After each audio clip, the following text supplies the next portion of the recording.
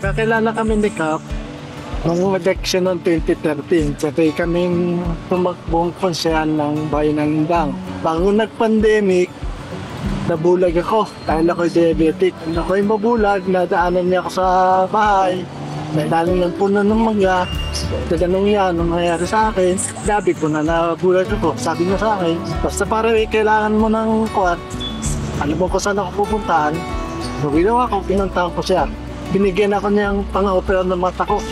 Kaya yung dalawang kong mata, artificial, 2022, na-stroke naman ako. Tumulong na si Kapitan. Alam mo si Kapitan, napakamatulong yung tao yan. Napakabuting kaibigan. Parang kapatid ng turing ko dyan, Kapitan.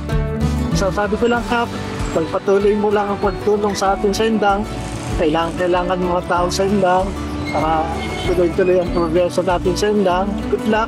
Ingatan ka ng Diyos. Salamat sa lahat ng tulong mo.